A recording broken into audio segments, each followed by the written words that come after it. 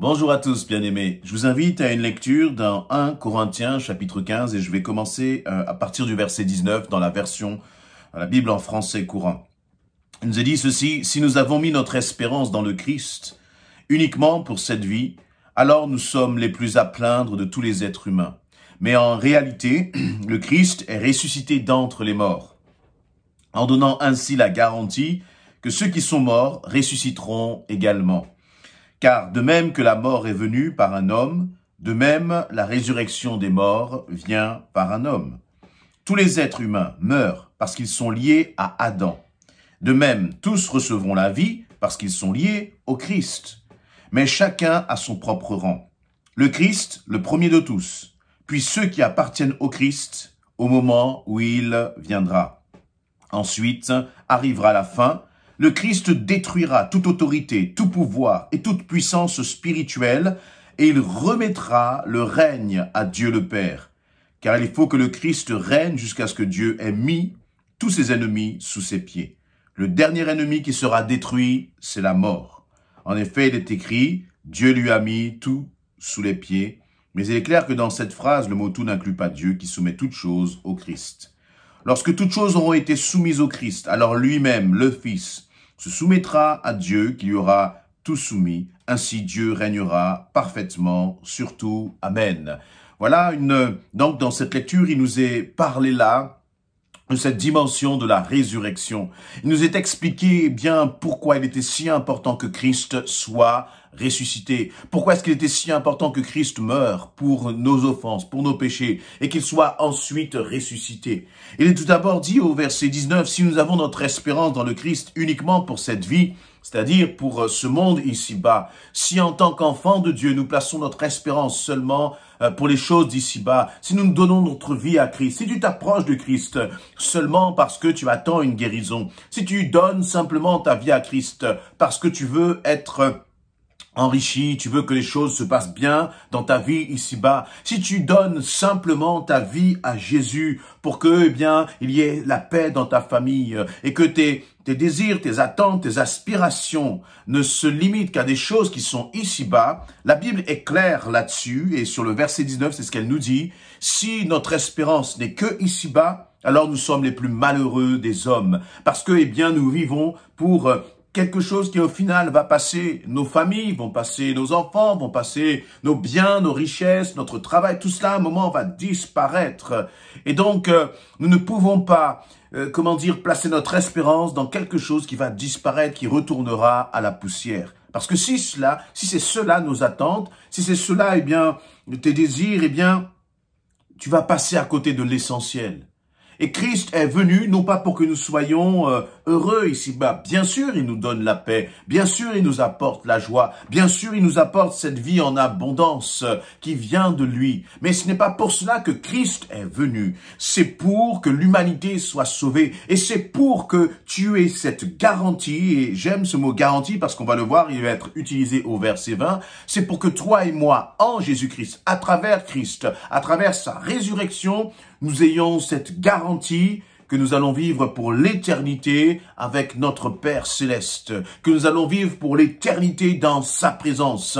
Et c'est ce qui doit être en fait notre aspiration, c'est ce qui doit être le désir de notre cœur. Parce que si c'est le désir de notre cœur, nous n'aurons pas tout le temps les yeux tournés vers ce qui est ici-bas. Nous n'aurons pas tout le temps un cœur préoccupé par les choses d'ici-bas, mais notre cœur sera préoccupé par les choses d'en haut. Et vous voyez, lorsque vous commencez à regarder dans la bonne direction, c'est chacun de vos pas qui sont orientés justement dans cette direction. C'est un peu comme lorsque vous conduisez. Lorsque vous conduisez une voiture, vous ne regardez pas juste là au bout du capot parce que à un moment ou à un autre, vous allez rentrer dans un mur. Mais lorsque vous conduisez, vous regardez au loin. Et parce que vous regardez au loin, vous prenez toujours la bonne trajectoire. Et en tant qu'enfant de Dieu, regarder au loin, c'est justement regarder, se projeter dans une dimension d'éternité. Et lorsque je commence à me projeter dans une dimension d'éternité, toutes mes actions, toutes mes décisions, toutes mes priorités dans mon quotidien, dans mes choix, dans la gestion de mes finances vont aller justement dans ce qui est pour investir pour l'éternité. Un exemple concret. Si je suis un homme et une femme, un chrétien, un enfant de Dieu qui a bien compris que je ne suis pas ici pour vivre, pour les choses d'ici-bas, eh bien je vais mettre mes préoccupations, mon argent, mon temps pour ce qui vaut vraiment la peine. Si j'investis tout pour une maison, eh bien, à un moment donné, de toute façon, je vais partir et cette maison va rester là. Mais par contre, si je me dis, eh bien, mon argent, je dois le gérer pour les choses du royaume de Dieu, pour bénir les autres, pour encourager, eh bien, là, je commence à investir pour ce qui préoccupe le cœur de mon Père céleste. Si je veux investir pour le royaume de Dieu, eh bien, plutôt que de passer la majeure partie de mon temps dans les distractions, eh bien, je vais plutôt c'est bon d'avoir un peu de distraction, c'est bon de se détendre un peu, mais la majeure partie de mon temps, je vais l'investir dans ce qui compte pour le royaume de Dieu. Je vais l'investir dans la méditation de la parole, je vais l'investir justement dans plus de temps de prière, je vais l'investir peut-être plus auprès des frères et sœurs pour les encourager, je vais l'investir dans l'évangélisation, parce que je vais placer justement mes priorités dans ce qui va durer pour l'éternité. Et vous voyez que ça change tout dans notre façon de voir, de concevoir notre vie. Si nous avons vraiment compris que notre espérance en Christ n'est pas pour les choses d'ici-bas, mais c'est pour les choses qui sont éternelles. Avançons ensemble dans cette lecture. Verset 20, il nous est dit, en réalité, le Christ est ressuscité d'entre les morts, en donnant ainsi la garantie que ceux qui sont morts ressusciteront également. Car de même que la mort est venue par un homme, donc par Adam, de même la résurrection des morts vient par un homme, Christ.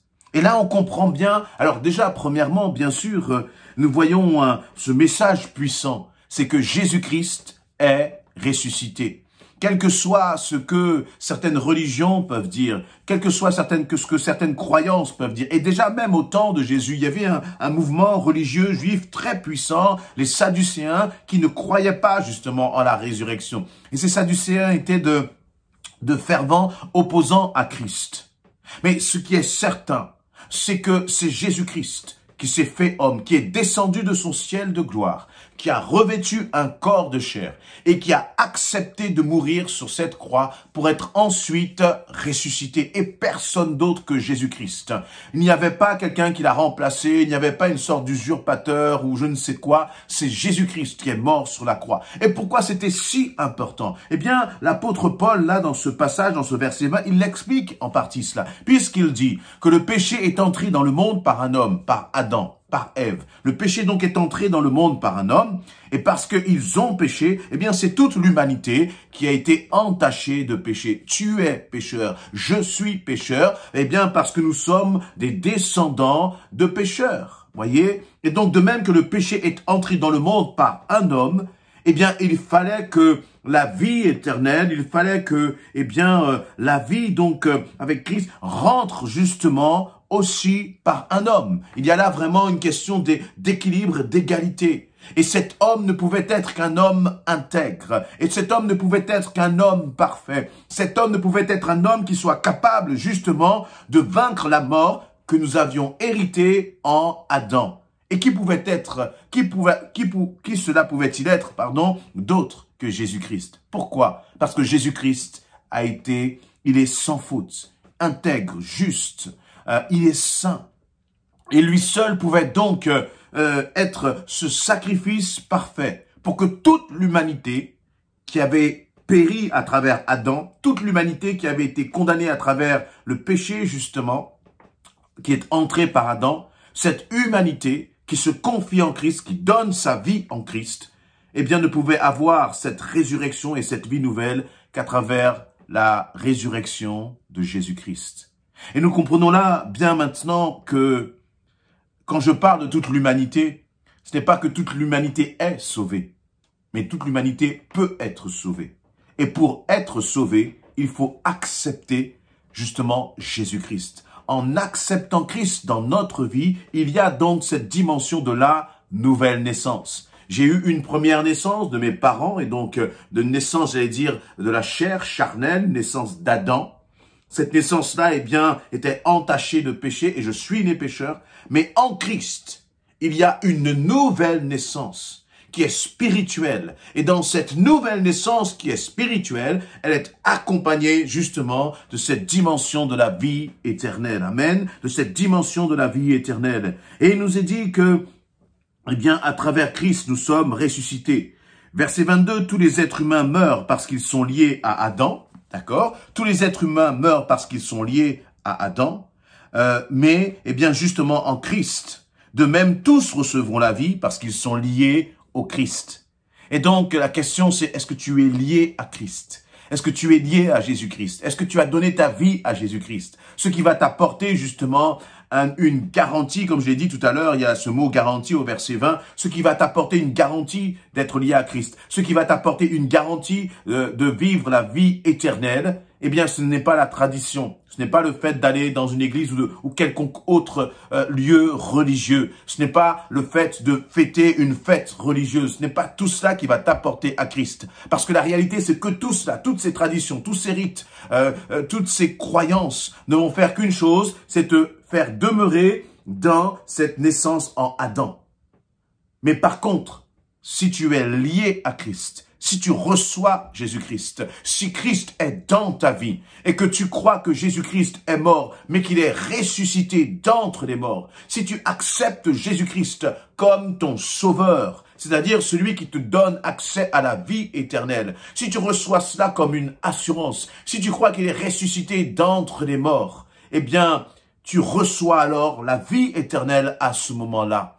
Et tu t'engages à marcher vraiment main dans la main avec le Seigneur. Tu t'engages à marcher dans la soumission à Christ. Et là, tu entres réellement dans une vie nouvelle à travers sa résurrection. Toi aussi, d'une certaine façon, tu es ressuscité avec Christ. Les choses anciennes sont passées et tu rentres dans une vie nouvelle. Non pas que tu deviens parfait dans cette vie nouvelle, mais dans cette vie nouvelle, parce que Christ a vaincu la mort, alors toi aussi, tu as la victoire sur le péché. Tu as la victoire sur tes addictions. Tu as la victoire sur parfois, eh bien, les mauvais traits de ton caractère. Que ce soit la colère, que ce soit la jalousie, l'égoïsme ou je ne sais quoi. Tout ce que nous avons en nous qui ne sent pas bon là à l'intérieur. Eh bien, en Christ, nous avons la victoire parce qu'il nous est dit, il nous est dit dans cette lecture là que nous avons eu, c'est que il a justement vaincu la mort. Et parce qu'il a vaincu la mort, il a aussi vaincu le péché. Il a vaincu tout ce qui te tient captif.